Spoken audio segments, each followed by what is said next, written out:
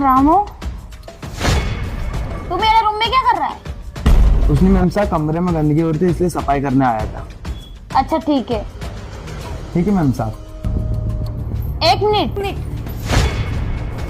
ये मेरे हाथों में लोशन कैसे लगा है? मैम साहब मेरे को क्या पता, मैं तो सफाई करने आया था, आप ही लगा के सोए होंगे। अरे ये क्या, मेरे हाथों में कंगन और रिंग थी, कहाँ चली गई? क्यों, पास वाले घर पे चोर आए थे, क्या पता अपने घर आ गए हो। चोर आए थे तो तुम क्या कर रहे थे? मैम मैं तो सफाई करना था ना। जब चोर आए थे तो उसने मेरा मंगलसूत्र क्यों नहीं चुराया सोने का? अरे तुम नहीं जानते मेरे कंगन और मेरी रिंग कितनी इंपॉर्टेंट थी, जाओ उसे ढूंढो। ठीक है मैम साहब। रुको, कोई कहीं नहीं जाएगा। अरे राजेश, मम्मी ने जो कंगन और रिंग दी थी पता नहीं कहाँ चली गई, मुझे समझ में नहीं आ रहा कि मैं क्या करूं। मालिक मालकिन ने जाने का कंगन रख दिया और भूल गए। मैं जाके ढूंढता हूँ, नहीं तो माजी आ जाएगी, दिक्कत आ जाएगी। हाँ तुम जल्दी जाओ। रुको, कोई कहीं नहीं जाएगा। रामू, तुझे मालकिन के कंगन की इतनी फिक्र है ना, तो चुराए हुए कंगन वापस कर मालकिन को। क्या? रामू हमारे साथ ऐसा कैसे कर सकता है? वो तो हमारे यहाँ 5 साल से काम कर रहा है। तुम्हारा दिमाग तो खराब नहीं होगा? कैसे कैसे इल्जाम लगा रहे हो उसके ऊपर। दुख इसी बात का तो है कि ये 5 साल से अपने यहाँ काम कर रहा है और अपनी पीठ पे चूरा घोंप रहा है।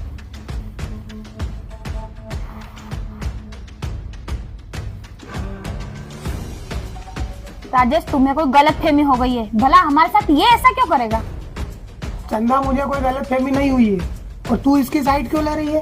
और हाँ, तू कंगन निकाल रहा है क्या? बुलाऊं पुलिस को? अरे नहीं मालिक, पुलिस को मत बुलाओ, ये लो कंगन। अरे मालिक, मेरी माँ की तबीयत बहुत ज्यादा खराब थी, इसलिए मेरे पैसे की सख्त जरूरत थी, इसलिए मैंने मालकिन के कंगन चुराए थे। मुझे माफ कर दो। अरे चुप कर, अब पकड़ा गया तो माँ की बीमारी का बहाना बना रहा है। मालिक आपको विश्वास नहीं होता तो मेरी माँ से बात करा दूं।